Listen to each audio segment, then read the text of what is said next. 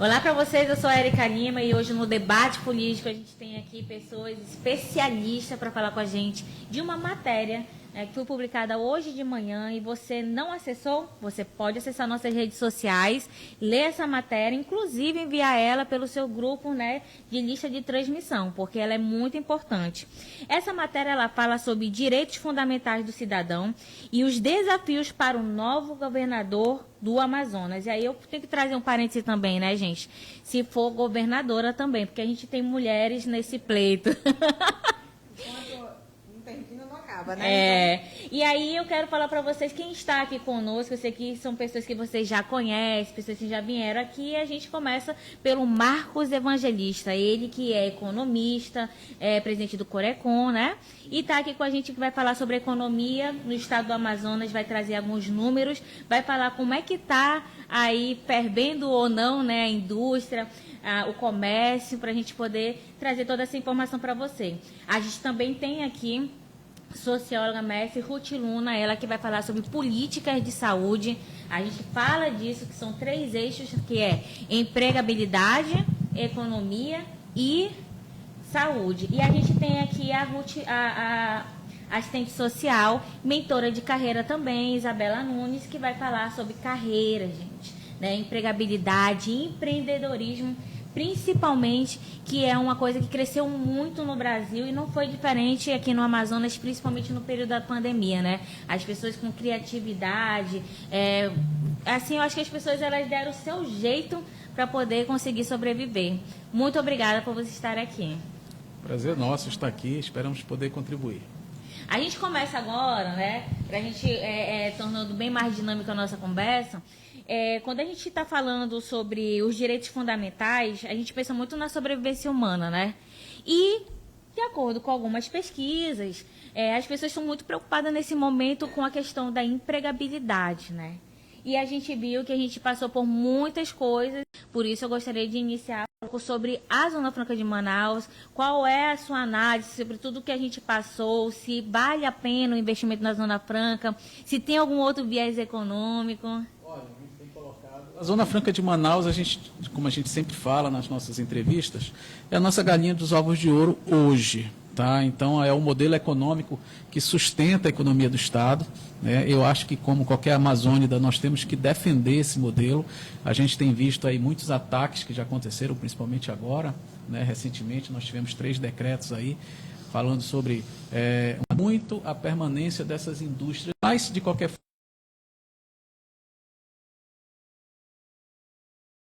tem que defender esse modelo.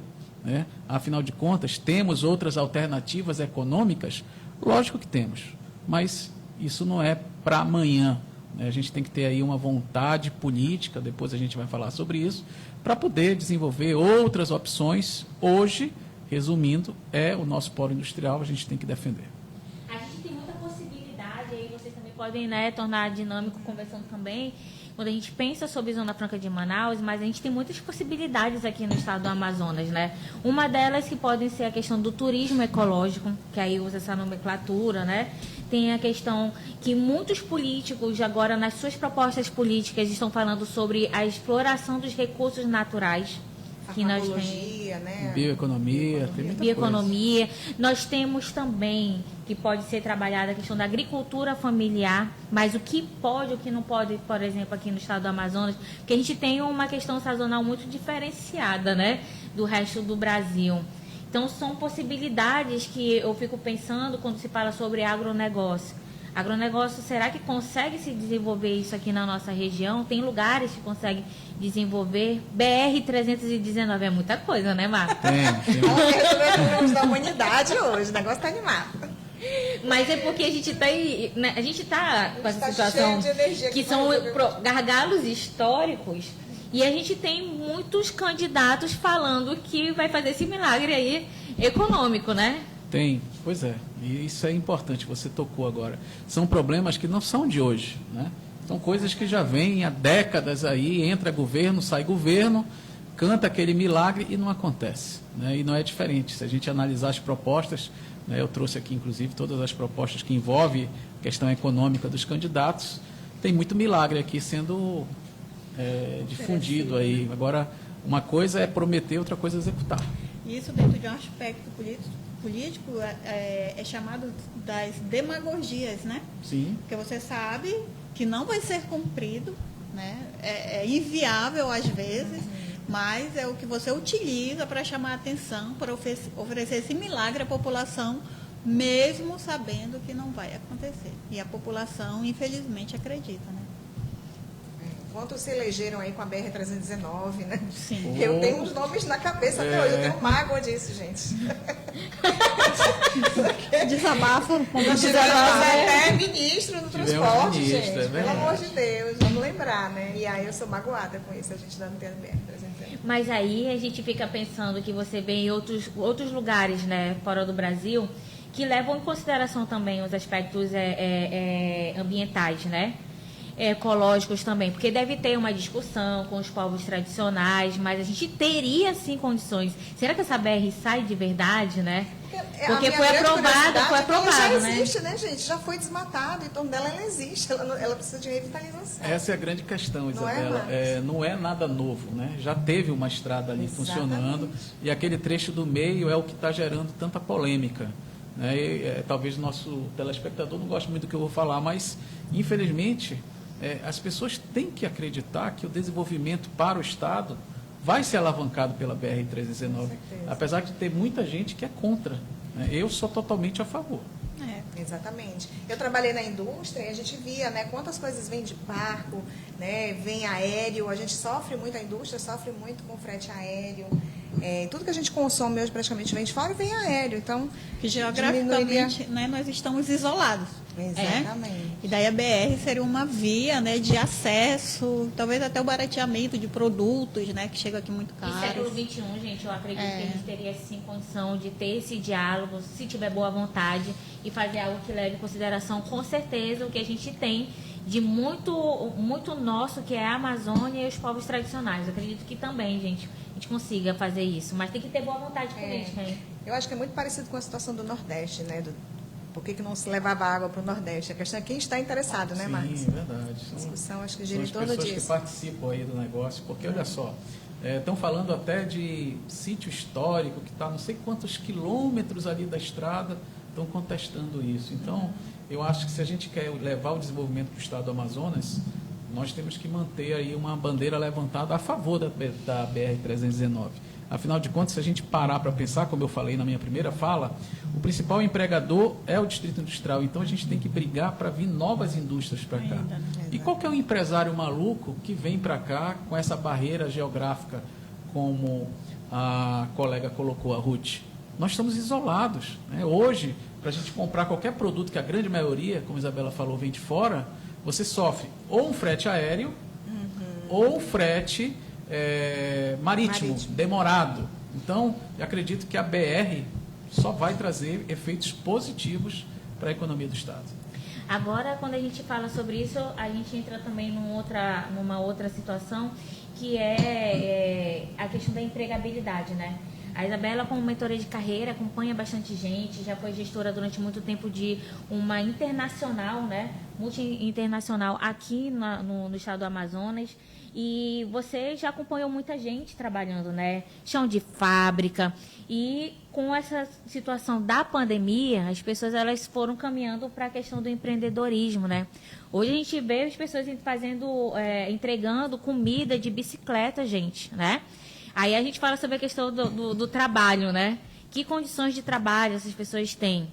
E aí a gente tem que pensar numa estrutura como um todo, mas as pessoas estão correndo atrás de trabalhar. Né? As pessoas elas estão procurando sobreviver.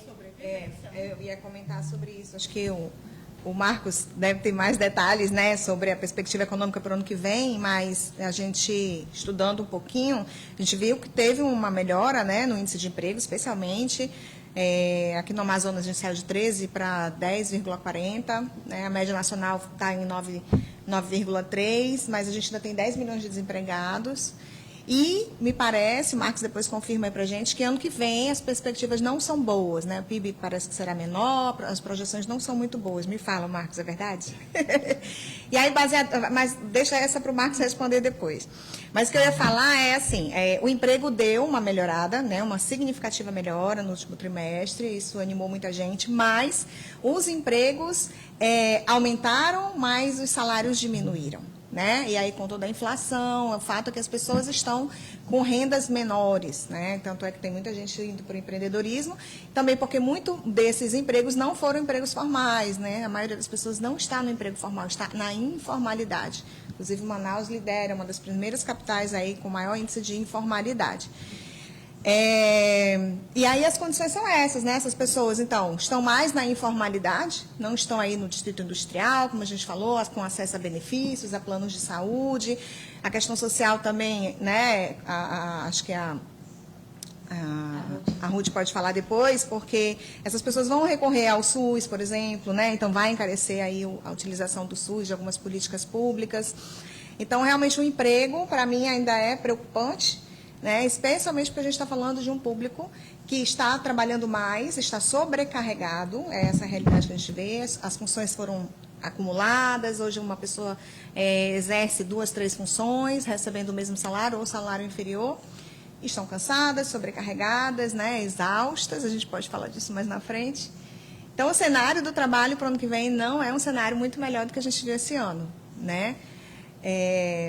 Mas graças a Deus. Mas graças a Deus deu uma melhorada. Passou pela pandemia. Verdade. A gente conseguiu aí reduzir. Imagina, vamos pensar um tempo atrás, como é que a gente não estava com a pandemia, né? Com certeza. Eu lembro agora, Marcos, e você que sabe muito bem que você viveu muito esses bastidores, quando a gente viu tudo fechado. Andava no centro, a gente fazendo cobertura, tudo fechado. Que realidade a gente viveu, e a gente agora está num outro cenário e período de eleição. Então, essa eleição ela está muito, né, desejada, mas as pessoas elas têm que ter consciência, os candidatos, que eles têm muitos desafios de verdade pela frente. Sem sombra de dúvida. Só dando a minha opinião aqui, a questão do PIB, o PIB vai fechar positivo. Acabou de sair aqui a divulgação do Banco Central, um crescimento de 2,67. Né? Então, os números, o economista ele trabalha com números. Né? Então, os números estão mostrando que a empregabilidade está crescendo bastante esse ano. E a perspectiva, aí divergindo de você, é que 2023 vai ser um ano muito positivo a nível de economia. Logicamente que a sucessão presidencial pode mudar tudo isso para melhor ou para pior, né? Se o gestor vai continuar, se vai entrar outro, isso a gente não sabe ainda. Mas, assim, os números mostram para a gente, a nível de projeções, aqui por exemplo, aqui, o Boletim Focus que divulgou hoje, é que o ano, a nível de economia, vai terminar muito bem. Tá? A gente tem os números da Jusceia também, que estão batendo recorde, aí, o número de abertura de novas empresas, microempresas, inclusive, que superaram, aí, que puxaram esse número de novos empregos para cima. Isso quer dizer o seguinte, que há ainda um fôlego para a economia. Nós somos muito positivos, eu acredito nessa recuperação. A gente tem visto pelos números, por exemplo, nosso distrito, saiu hoje também a divulgação, bateu recorde de faturamento, 82,32 bilhões de dólares de faturamento no primeiro semestre. E a gente também se baseia pela arrecadação. A arrecadação da Cefaz fechou 2021 com 11 bilhões. Nós fechamos agosto com 8,7 bilhões, ou seja, a arrecadação também de 2022 vai ser muito maior que 2021. Traduzindo isso, a gente está com a economia funcionando. Né? A gente não está em uma recessão, como a gente ouve muito falar por aí. Pelo contrário, nós estamos com a economia, não está do jeito que se quer, mas ela está positiva, está crescendo. Isso os números mostram para a gente. E dentro de um panorama analítico, a gente percebe que a economia ela vai ter o reflexo na política e, consequentemente, no social, né? Nas questões sociais. Então, se já tem essa positividade aí para ano que vem, então isso quer dizer que o cenário, tanto da economia, né, como das questões sociais, provavelmente talvez sejam melhores, né? Apesar de ainda ser desafios para esses novos governantes, né? Com essas novas intenções, né? de gestão pública. É um aguardo e que bom que vai ser positivo, né? Eu fico pensando agora, a gente conversando aqui, aí eu fui ouvindo a sua fala, e aí eu queria ouvir um pouco a Ruth, que é socióloga, porque assim, a gente está falando dos números, né? E aí, ao mesmo tempo, quando a gente olha para a população, a gente vê um número da população que está passando muita dificuldade. Aí a gente vê o fôlego da economia, mas o aumento dos produtos, né? Principalmente do valor da cesta básica. E aí, quem sofre mais com isso? E aí é quando a gente fala sobre o quanti e o quali, né? Que é a questão qualitativa, né? A questão que vai muito além disso, que é social. E aí, fala um pouco sobre como que você interpreta isso. Aí entra a questão da desigualdade social, né? Que a gente percebe que, por mais que a economia cresça, o Brasil é um dos países onde tem uma das maiores desigualdades sociais do mundo, né? Onde tem 10% que concentra a riqueza e o restante de 90%, né, entre classe média, entre pessoas que estão em questão de vulnerabilidade econômica, né, não apenas social, mas também econômica. E daí a gente percebe a desigualdade é alarmante, ela é gritante, e aí a gente entende, né, que quanto mais há um crescimento da economia e vê essa disparidade no aumento de pobreza, do índice de desenvolvimento humano, né, onde as pessoas não têm acesso a uma cesta básica, o salário mínimo continua mínimo dos mais mínimos, onde as pessoas têm que, através desse salário mínimo, pagar aluguel, comprar a cesta básica, vestimentos, educação, lazer, que é isso que está na nossa Constituição, né? Que o salário mínimo tem que dar para tudo isso e mais um pouco. E a gente percebe que na realidade não dá. E aí entra a disparidade, a economia melhora, né? As pessoas cada vez mais no mercado informal, né? Onde não vai ter um amparo de previdência, né? De assistência, nem de saúde, e daí é muita disparidade, né? E o reflexo, sim, aí a economia melhora para um lado e piora o outro, a questão social da população. Gestão, ou tu acha que é problema de gestão? Aí entra o que tu falaste, é o quali, com disparidade com o quanti. Né, porque né? bom é você ver um lado bonito. Mas vamos lá para as periferias, vamos para o interior. Eu vou sempre falar do interior, tá? Que não pode ser esquecido. Vamos para o interior do Amazonas, aqueles interiores mais longínquos, as comunidades do interior. Né? Então, é um reflexo de tudo isso. Né? Onde está o quanti e o quali? Porque os números, eles falam. Eles falam através de realidades, né? Agora eu fico até mais aliviada, claro, porque a gente está falando de recessão. Aí você, como economista, disse, não, tá, muita gente falando de recessão, mas você está trazendo uma informação que não está havendo, né? Que houve, a gente está com fôlego. Agora a gente tem que pensar dentro de oferecimento de serviços.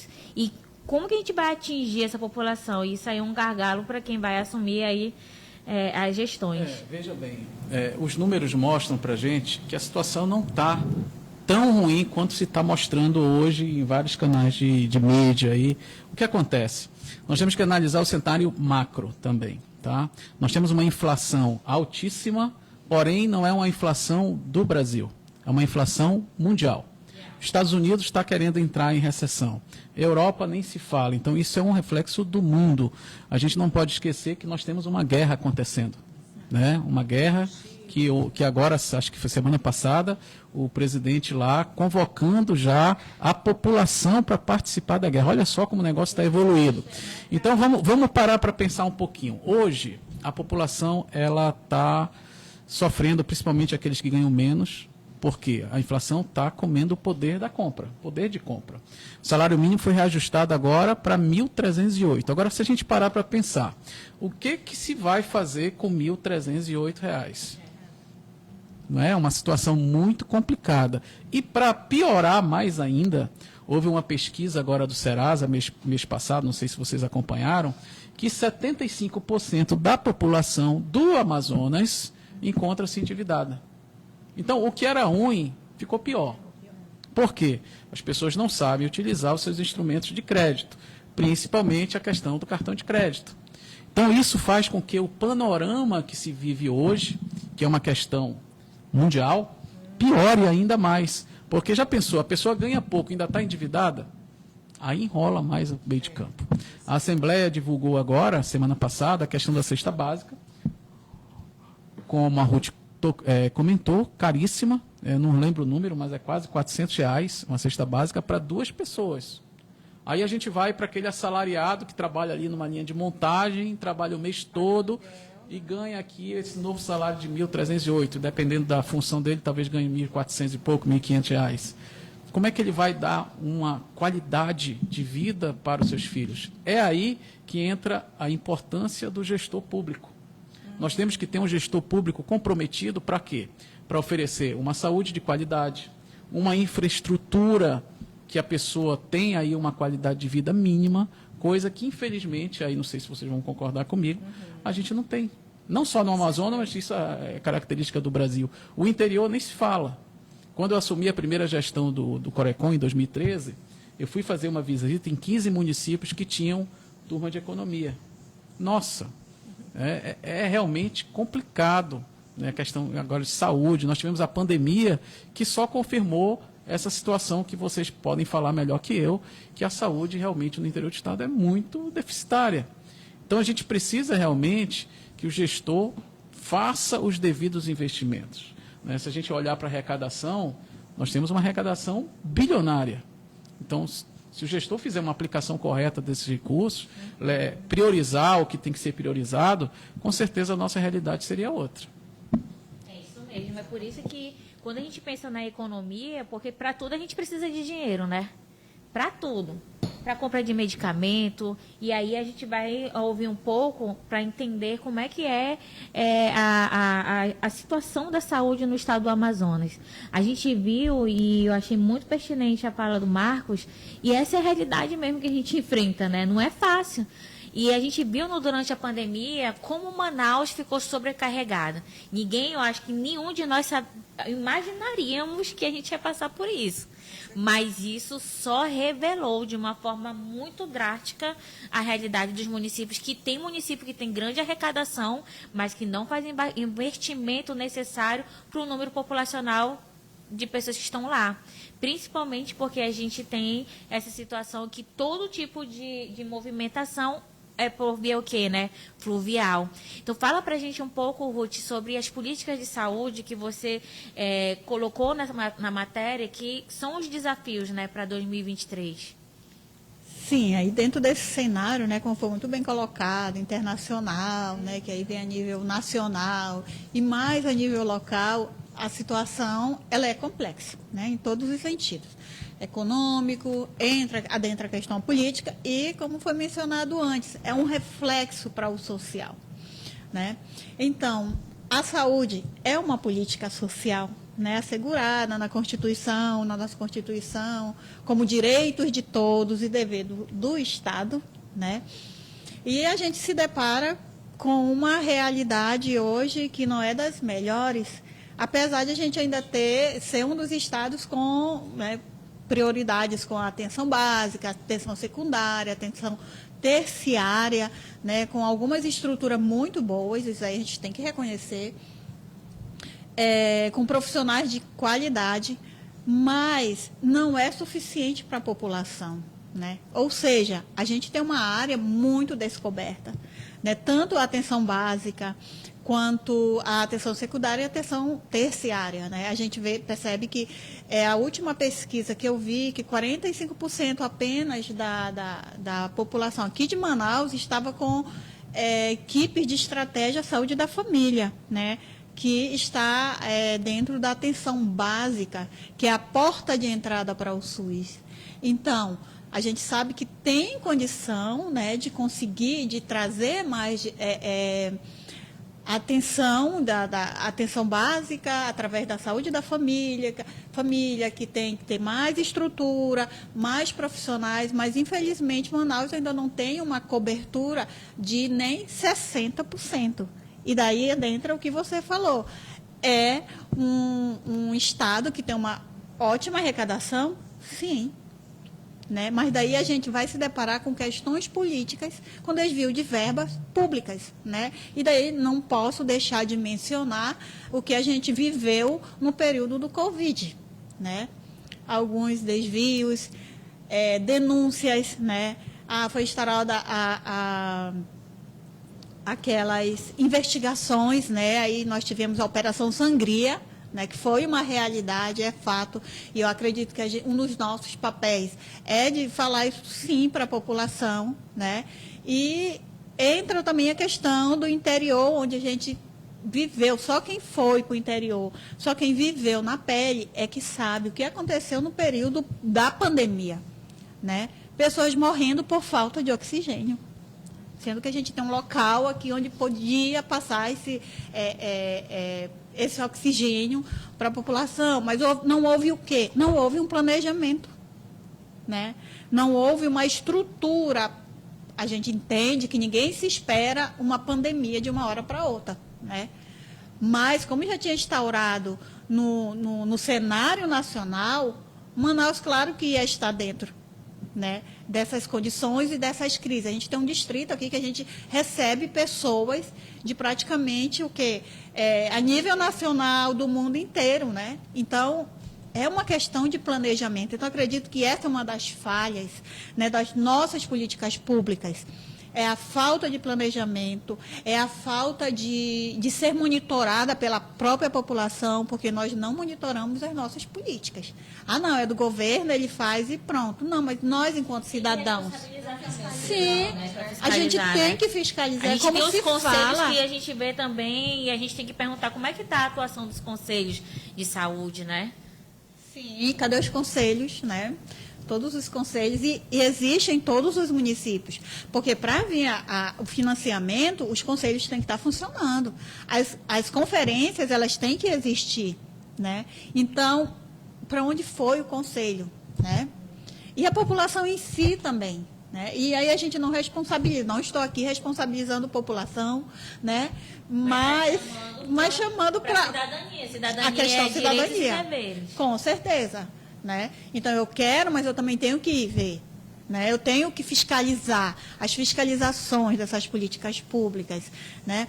Então, a questão ambiental, gente, é inadmissível. Nós vivemos no Amazonas, o maior estado brasileiro, a maior reserva, né, ambiental nacional, e aí a gente não tem um ambiente, né, eu até utilizei esse termo lá na matéria, um saneamento ambiental, coleta de lixo e a destinação desse lixo de uma forma adequada. Nós temos aterros ainda aqui em Manaus. Nos interiores do Amazonas, a situação é mais precária ainda, porque não tem uma destinação do lixo. Água potável, em alguns municípios, não existe. Aqui mesmo em Manaus a gente sofre. Vamos para os bairros mais periféricos que não existe água potável. Entendeu? Então, aí aumenta o quê? Indicadores de doenças para a população. E se entre esses indicadores essa população está vulnerável, vai aumentar o quê? Número de doentes. Se aumenta o número de doentes, vai carregar o quê? Sobrecarregar o Sistema Único de Saúde, que é o SUS. E aí?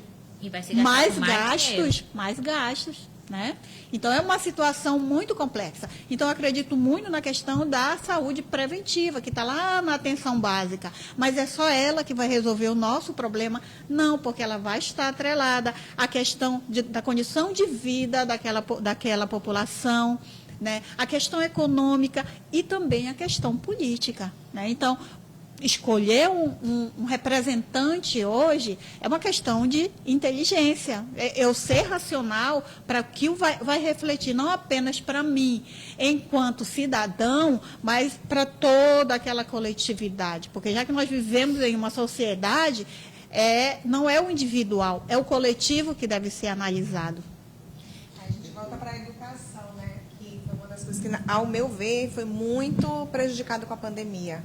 Né? Toda essa questão do não presencial. Se a educação já era negligenciada, né? Na época da pandemia foi muito mais. Eu tenho filhos que estudam aí nas universidades do Estado, né? Federal, estadual. Então, a gente percebeu a dificuldade, as pessoas... E outros órgãos também. Você vê que as pessoas não queriam voltar para o presencial. Então, eu imagino a escola municipal, estadual, né, o quanto que foi difícil para elas manterem os alunos engajados, interessados. Há quem diga que foram 2 anos praticamente perdidos, né, na educação, em termos de qualidade da educação. Pode até ter se mantido a educação, mas foi uma educação deficiente. E a gente já não tem uma boa educação. Quando você fala assim, é uma questão de educação, da gente fazer as boas escolhas, mas... O nosso modelo educacional não favorece essa criticidade, né, essa capacidade. A gente está, mais uma vez, vivendo um modelo educacional antigo, arcaico, né, onde as pessoas continuam dependentes do Estado, de receber os mínimos. A gente não supera isso, né, Marcos? Eu concordo com essa questão da educação, principalmente porque a gente nunca precisou tanto de internet como a gente precisa agora. E aí eu fico pensando nos municípios do estado do Amazonas. E aí a gente pode abrir um parênteses aqui, que tem que ser aberto, que o estado do Amazonas ele foi pioneiro, né? Principalmente que ele já tinha uma estrutura para fazer o centro de mídias. Mas, porém, agora, a grande dificuldade que a gente teve foi a questão de internet. E a gente vê que os municípios, quando você for falar agora sobre a questão da economia, as possibilidades que a gente tem, a internet ela é um grande gargalo para os municípios. Que você viaja, a gente não tem caixa eletrônico, né? Dificuldade de caixa eletrônico nos municípios. E isso tem que ser pensado. E daí a gente volta novamente àquela questão. Eu não tenho dinheiro para comprar uma cesta básica. Vamos colocar educação, a inclusão digital. Gente, vamos ser realistas. Tem pessoas que não têm dinheiro para o mínimo, para suas necessidades de alimentação diária, né? E aí vai ter dinheiro para a internet. E aí a educação online, a educação digital, né? Eu vou receber minha aula online. Como? Eu sempre vejo uma imagem que uma criança... vai atrás de internet, sendo que ela não tinha nem um pão para comer de manhã, mas ela tinha porque ela queria estudar, ela queria ter acesso a essa educação. Então, vamos ser realistas, né? Ruth, para você ter uma ideia, na época da pandemia, no distrito, a gente queria fazer home office, tinha pessoas empregadas em bons cargos que não tinham internet de qualidade para trabalhar. Como é que você vai cobrar isso do Ribeirinho para ter acesso à internet para estudar? Eu tenho pessoas na minha família e pessoas consideradas, né, uma renda boa, classe média, mas que tinham 3 filhos estudando e a mãe também, numa casa que só tinha antes 1 ou 2 celulares. Aí, naquele momento, tinham que ter 4 fontes, né? 4 aparelhos celulares, ou estavam no mesmo turno, ou computador. Foi difícil. Imagine para essa população aí que ganha os R$ 1.300. É por isso que essa eleição ela não é fácil. Essa eleição ela é complexa. Principalmente com o que foi, né, potencializado com a pandemia, o próximo gestor... Aí a inclusão social acaba sendo a exclusão digital também, né? É digital. Exatamente. E aí... Então, você tocou num assunto importante. Esse é o momento, né, de você que está nos assistindo, de escolher seu candidato. Né? Não se emocione com batidinha no ombro. Eu acho que você tem que analisar as propostas do candidato que você quer escolher, porque são muitas deficiências. Né? Só aqui, num bate-papo de 20 minutos, quantas coisas a gente já trouxe à tona aqui?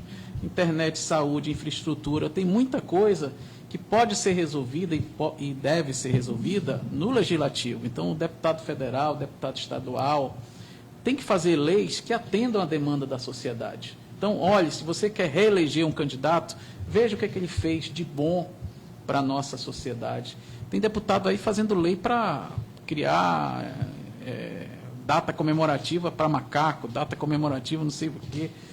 Não que o macaco não mereça, né? Mas o que isso vai te trazer de bom para a sociedade, já que a gente tem tanta deficiência? A questão da internet foi muito bem colocado aqui. O que custa a gente ter uma infraestrutura que atenda a sociedade, principalmente do interior? Né? Já houve até uma iniciativa, eu li em algum lugar, que já tem uma estrutura em tese montada, mas não tem sinal. Por que esse sinal não está lá? né? Então, é tudo uma questão de planejamento, como foi colocado aqui, mas um planejamento estratégico não de governo, porque aí sai um governo, aí tudo aquilo foi planejado, vai para o lixo, aí começa de novo. Tem que ser um planejamento de Estado, né, como países da Europa têm, que entra governo, sai governo, independente de partido, eles têm ali um caminho a ser seguido.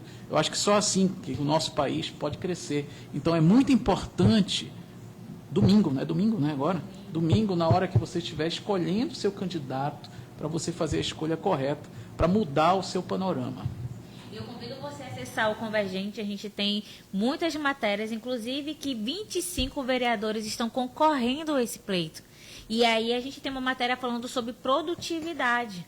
Olha só, né? E a gente acompanhou durante esse período como foi a produtividade. Eu acredito que isso é super importante, acessar uma matéria como essa. A gente também tem uma matéria falando sobre a produtividade dos deputados estaduais e federais, porque isso você começa a ter um parâmetro. Sim. E aí eu lembro que a Ruth falou sobre a questão de chamar a responsabilidade à população. Tem que chamar mesmo, porque a gente tem uma matéria sobre a amnésia eleitoral. Você vai falar com várias pessoas, ela não sabe quem foi que ela votou na eleição anterior, né? Quem é o vereador que você votou? Ah, eu não lembro. E aí, Cobrar, acompanhar, né? Como é que a gente está cobrando isso? Como é que a gente está acompanhando, né? E é por isso que é muito importante essa nossa conversa. Mas aí a gente tem que ver também a questão da educação política, que nós não temos, infelizmente, né? E daí você percebe jovens que não querem saber de política. Eu estou falando dentro de um contexto político macro, né? Não apenas só de política partidária, mas quando você fala em política, eu não gosto. Aí eu não falo de política, não fala com quem não sabe, que com quem sabe você fala, você discute sim política, né? Então, nós não temos essa educação. Disciplinas no fundamental já deveria ser colocadas para a gente ter essa visão, né? Esse raciocínio dentro de um panorama político. Mas o que acontece? São políticos, né, que cada vez mais estão colocando a questão de corrupção, né, fazendo com que os jovens façam uma analogia, né, que tudo que é política é corrupto. E, infelizmente, tu vai conversar com esses jovens, é o que foi disseminado e é o que pensam. Um ou outro pensa diferente. Mas é o que já está. E aí você tem que desconstruir, né, que vai ser um trabalho, né, desconstruir essa imagem de política é sinônimo de corrupção, e que não é, gente. Né? Para desconstruir... Ela não é a politicagem. Para desconstruir isso, vai levar também um tempo, né? Porque é uma questão que, infelizmente, não está sendo trabalhada. Eu vejo que o papel da educação, um dos papéis da educação hoje seria esse, né? Porque, quantitativamente, como você falou, nossa, o Brasil está em um dos países, né, que venceu a alfabetização, toda aquela situação. Mas, na realidade... É isso que está acontecendo? Não, dados quantitativos, ok. Mas qualitativamente você vai com essa população, você tenta falar, tenta conversar e não é. Infelizmente. Você vai fazer uma entrevista de emprego, né, com o jovem hoje, você vê a diferença, né, você vê a dificuldade de você conseguir extrair alguma coisa de uma entrevista de emprego. E isso então, não é só... tão ruim o nível da educação, né? Eu até falava... Quando eu trabalhava com RH, a pessoa dizia assim, não, você passa essa prova, né? A gente fazia prova de raciocínio lógico, aí os gestores às vezes, tira essa prova. Para que tem essa prova? Às vezes é para separar o analfabeto funcional do... É verdade, Marcos. Porque tem gente que não sabe fazer da maioria, ou fez só o supletivo, ou certificados falsos, que é uma realidade muito grande aqui em Manaus. Até de nível superior, nível superior, inclusive. E aí a gente faz muito para separar isso, né? Quem é que sabe pelo menos fazer um cálculo básico, escrever alguma coisa, porque a realidade é que o jovem que sai hoje do ensino médio tem uma educação de péssima qualidade, né? A gente vê. A gente tem um dado aqui, que a gente publicou uma matéria também falando que o eleitorado jovem pode fazer diferença nessas eleições e precisa ser observado pelos candidatos. E aí a gente pegou também a fala de vários analistas, porque, inclusive, nós tivemos, né, um número de pessoas jovens que tiraram o título de eleitor pela primeira vez. Isso foi notícia aqui no estado do Amazonas, isso são dados do TRE. E aí a gente fica com, né, essa pulguinha, entender como é que ele está percebendo o mundo e a política, né, a escolha dele. A política, né? É importante isso. Eu faço parte do Comitê de Combate à Corrupção, através do Corecon, né, junto com vários conselhos, e a gente tem batido muito nessa tecla, né, não venda seu voto, né, porque, infelizmente, esse jovem que você trouxe agora pode fazer a diferença, porque o eleitorado, o problema da corrupção, que a Ruth colocou aqui, começa lá no momento que tu está aceitando 50, 100 reais para votar no A, B ou C. Ali começa o problema. Né? Então, o político, que não são todos, mas sabe que ali ele pode comprar aquele voto. E se a pessoa está vendendo o voto, ela está aceitando a corrupção. Infelizmente, não dá para a gente jogar um pano em cima disso, porque é a verdade. Então, nós criamos uma cartilha lá no comitê, onde a gente fala sobre todos os pontos importantes que o candidato tem que ter, qual a característica. Porque, veja, a gente tem que ter mudança de lei. Hoje, qualquer pessoa pode ser candidato a ser um deputado, um vereador. Não exige uma formação profissional específica. Por exemplo, não precisa ser um gestor de finanças públicas, por exemplo. Experiência. Não exige nada, a gente tem que mudar. Para quê? Para mudar a qualidade dos nossos políticos. Mas eu acredito que a mudança tem que começar pelo eleitorado. Porque, na realidade, a gente está no Brasil, os nossos problemas estão muito complexos, né? A gente não consegue trabalhar segurança, educação, saúde, sem interligar tudo, né? E a economia, principalmente. Estão interligados. É uma complexidade muito grande, ainda mais com essa mudança que a gente passou tão linear, tão próximo com a tecnologia, né? Com internet, redes sociais. Gente, agora a informação está no... Mas como a gente está processando isso, né? Sabe qual é o grande problema, principalmente na questão do interior, que isso eu pude acompanhar, é que o prefeito é eleito. Aí tem as secretarias, os cargos específicos. Em vez de ele colocar mão de obra técnica que entenda daquele assunto, ele coloca o irmão, a cunhada, a esposa. Ou seja, a coisa que está vai continuar do mesmo jeito, não vai ter melhoria, porque aquelas pessoas não têm o mínimo de preparo técnico para desenvolver.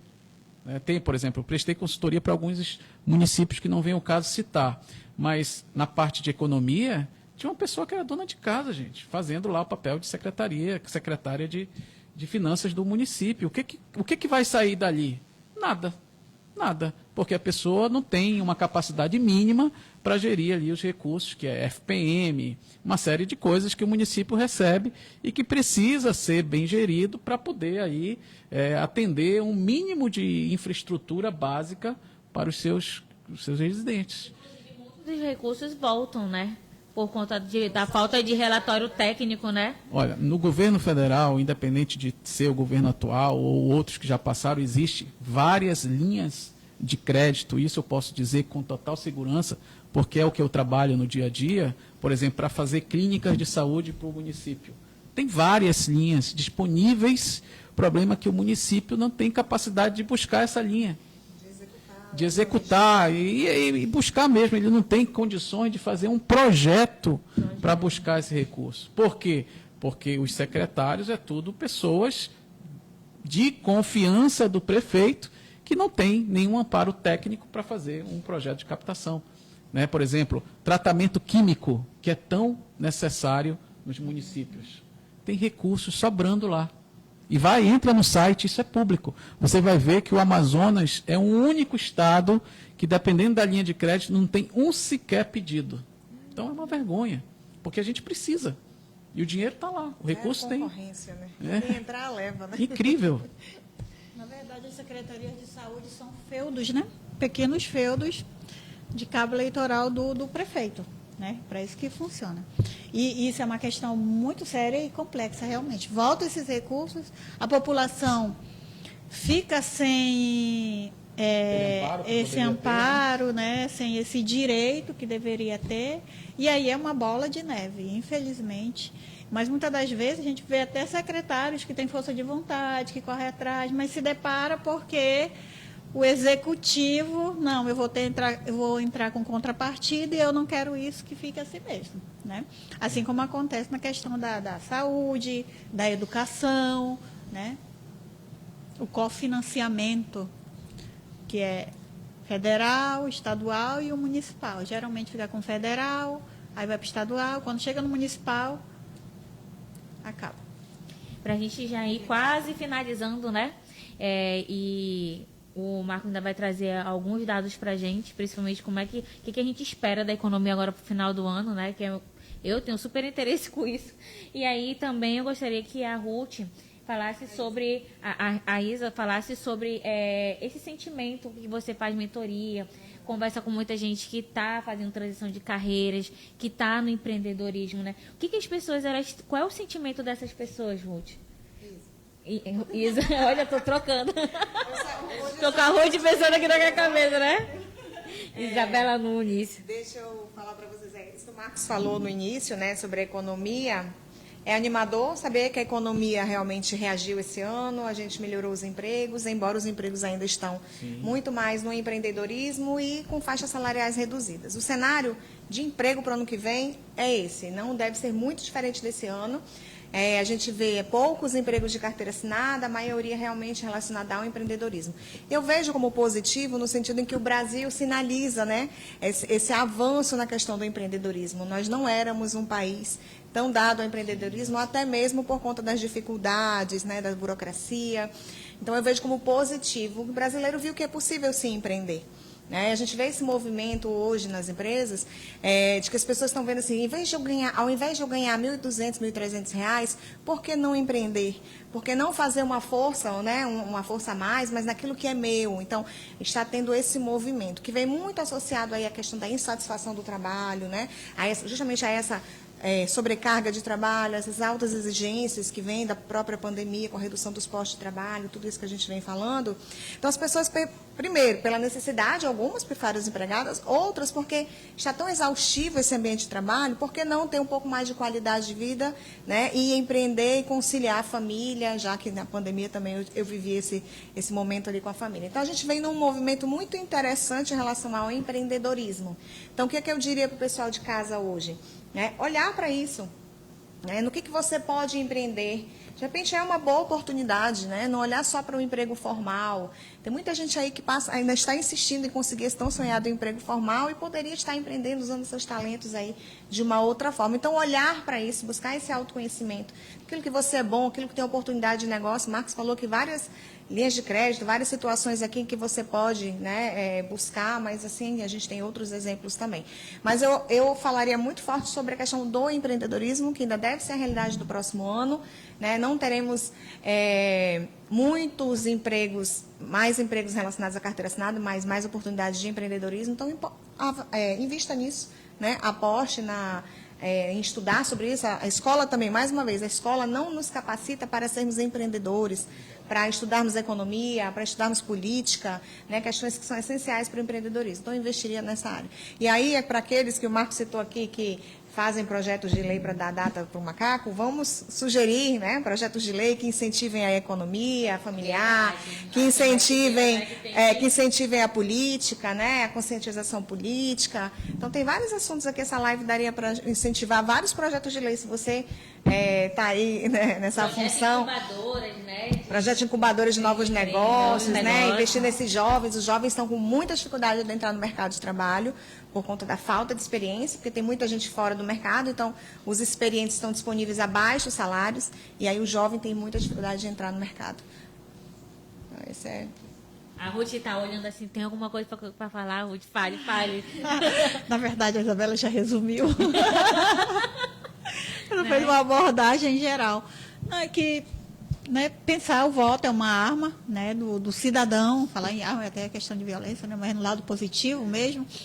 E vem que você vai votar em propostas, né, não na persona do político, mas nas propostas, fazer uma análise da vida daquele político, o que é que ele tem no passado, e buscar o que é melhor. Sei que é complicado, né? As compras de votos, infelizmente, não existe mais o voto de cabresto, mas existe as compras de votos.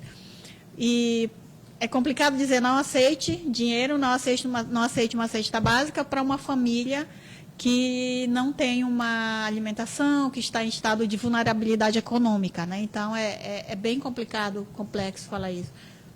Mas pense... Não perca, seu direito de não votar, perca né? essa oportunidade. Além do voto, de escolher alguém que você veja que tem bom caráter político, né? Porque a imagem do político ela é vendida como o bom profissional, o bom político, o bom pai, o bom filho, enfim, né? O bom cidadão.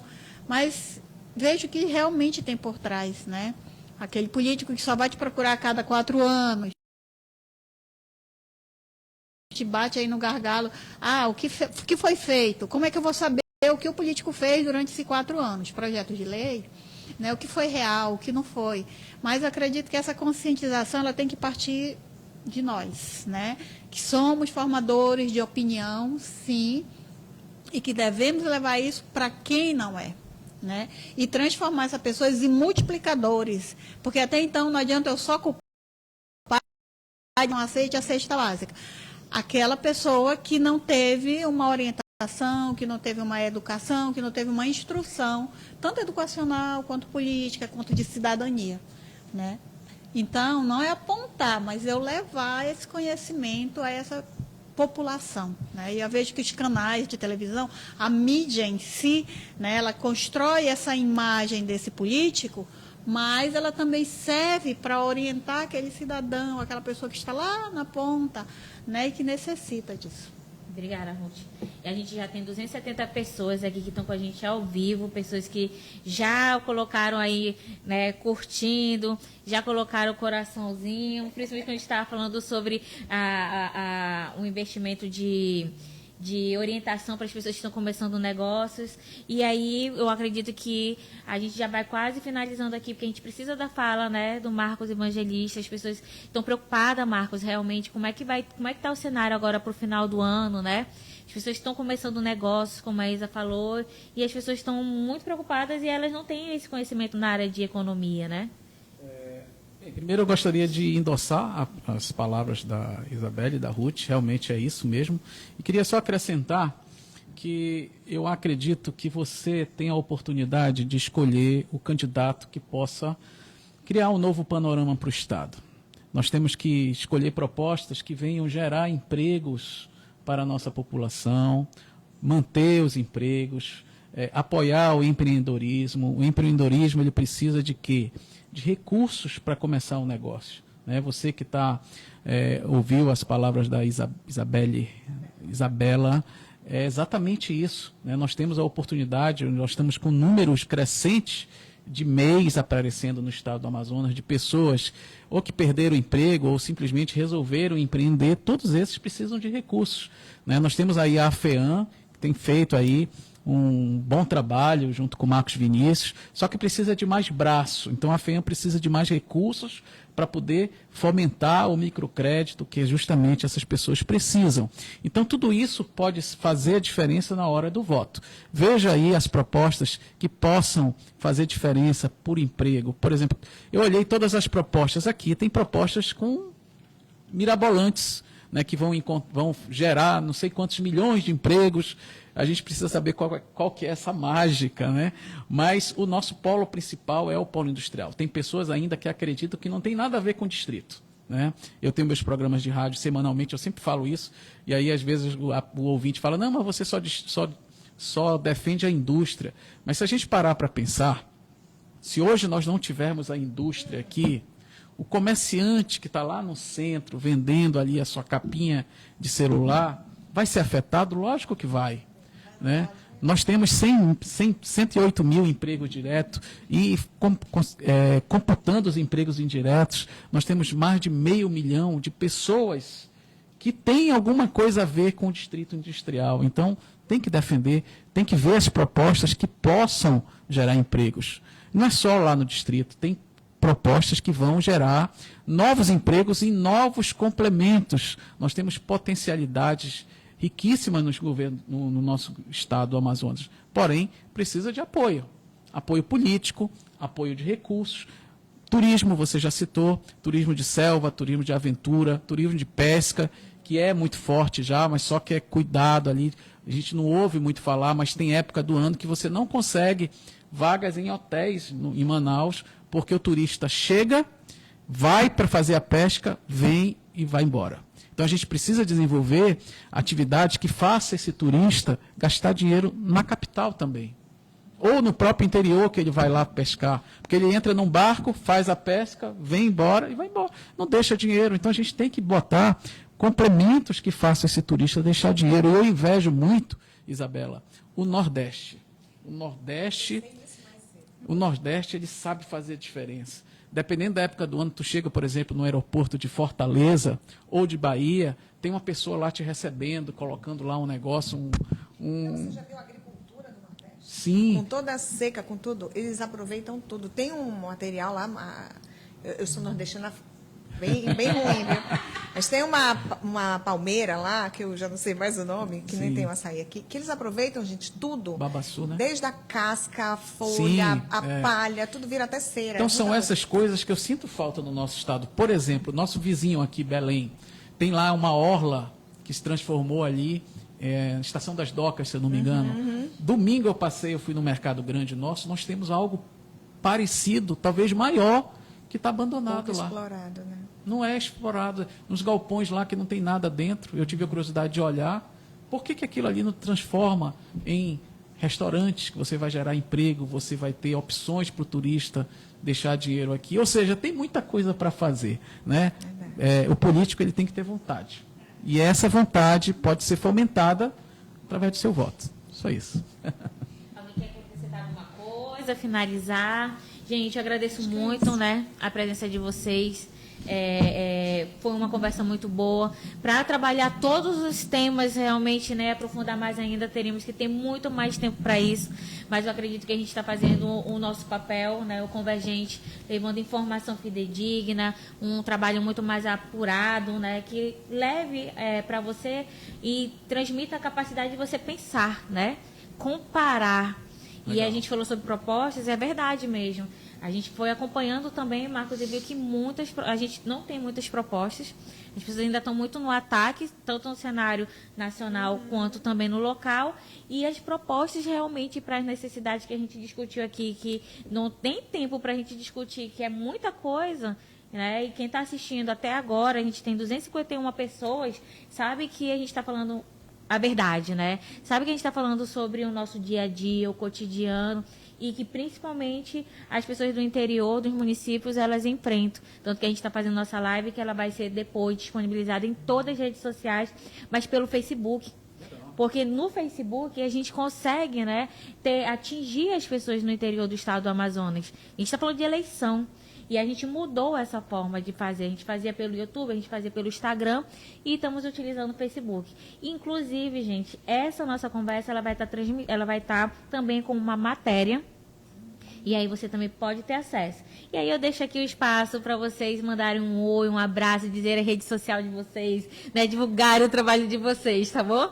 A gente começa com a Isabela Nunes, mentora de carreira. Eu acho que bastante gente já me conhece aqui, assim, o Marcos também está sempre aqui, né?